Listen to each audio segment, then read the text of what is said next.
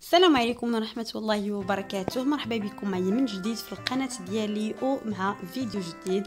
اليوم ان شاء الله غادي نقدم لكم واحد الكلاص اللي كيجي لذيذ ورائع بزاف. كلاص بالنوغاتين كيجي لذيذ اللي كتاكلوه وكيكون الشكل ديالو بحال هكا، كيجي لذيذ بزاف ورائع. تبعوا معايا الفيديو للاخير باش تعرفوا معايا على طريقة التحضير ديال هذا الكلاص بالنوغاتين.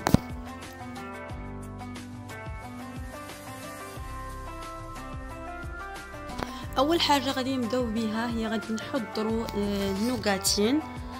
اول حاجه غادي نحتاجوا لواحد كاس الا ربع ديال السكر سنيده.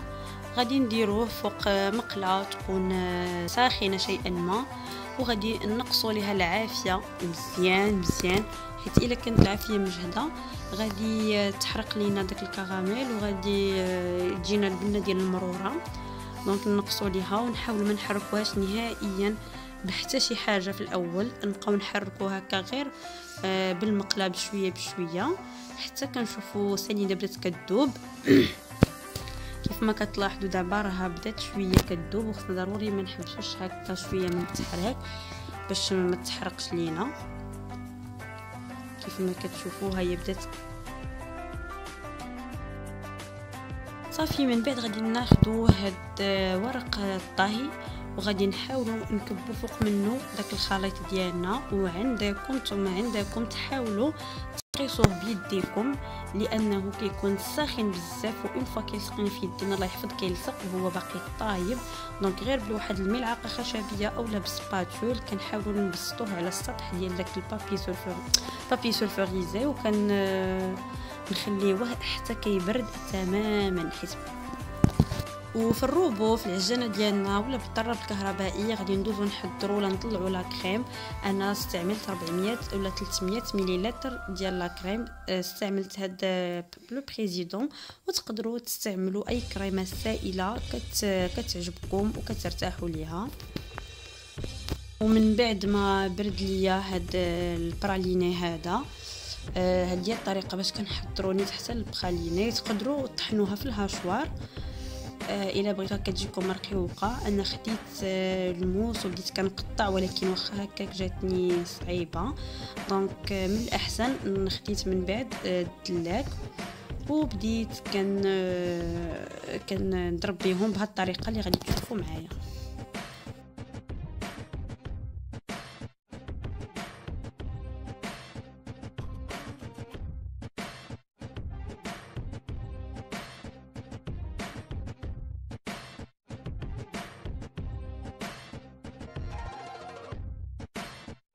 صافي هذه هي لا كريم ديالنا من بعد ما طلعات. ودائما خاصها تكون ساعه في الفريغو هي والبول اللي غادي نخلطوا فيه، وحتى اليد ديال الطراب ولا ديال العجانه، لان دابا الحال سخون واستهد باش نسهلوا عليها تطلع لينا دغيا وما تخسرش لينا الكريمه ديالنا.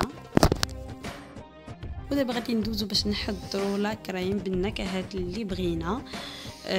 انا اختاريت نكهه الكراميل لانها كتعجبني بزاف. خديت ديسير كراميل وخديت الفلون ديال الكراميل حيت غادي تماشى ليا بزاف مع هاد الفواكه الجافه. وخديت هنا هكا شويه ديال الزبيب، واحد 50 غرام ديال الزبيب. البنات تقدروا تستعملوا بلاصه الزبيب داك الفواكه المعسله اللي كتباع في طويصات هكا صغار. تقدروا حتى هما تستعملوهم كيجيو زوين بزاف. انا استعملت الزبيب. المهم غادي نضيف داك المحتوى ديالي في الساشي ديال الفلون ديال الكراميل وياغورت كراميل. تقدروا ما تستعملوهمش نهائيا، ديروا غير الفاني. انا بغيت كتعجبني نكهه الكراميل، داكشي علاش بغيت نكهو بالكراميل. وغادي نضيف هذاك الديسير وهذاك الياغورت كراميل حتى هو كيعطي واحد النكهه زوينه. وتقدروا تستعملوا ولا من الاحسن تستعملوا اللي فيه داك الفلون ديال الكراميل حيت كيكون فيه السيروم من تحت كيكون لذيذ اكثر من هذا. انا غير هذا هو ما لقيتش الاخر، داكشي علاش.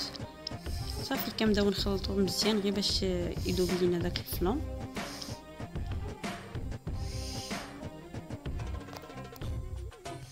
بهذه الطريقه هذه.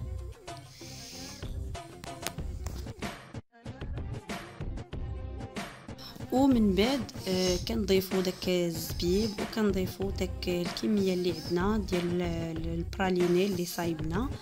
كنبداو نحركوا غير بشويه. انا دابا راه غير تقريبا مزربه الفيديو، مهم ردوا البال بزاف في هذه المساله.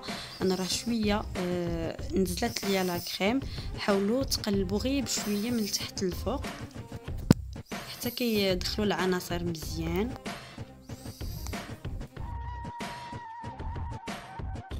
هنايا خديت هذا الاطار الطويل اللي غادي ندير فيه الكلاص ديالي.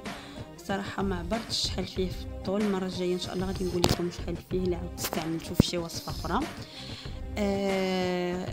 غلفته بالسلوفان مزيان كيف ما كتشوفوا، وغادي نكب فيه داك الكلاص ولا داك الخليط ديالي.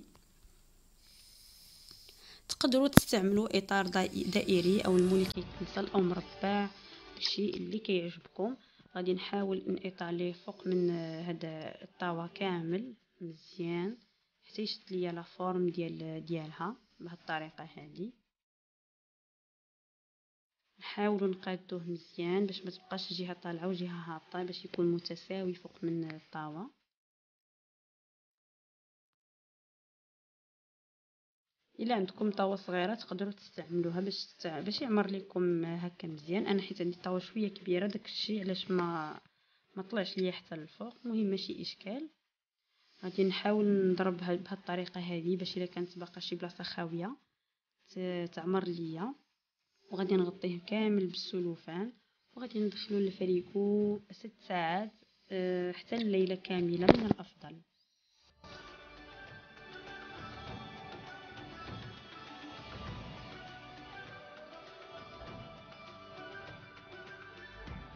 من بعد ما دازت ليله كامله لا كلاص ديالنا راه برد لينا مزيان وشد لينا في راسو.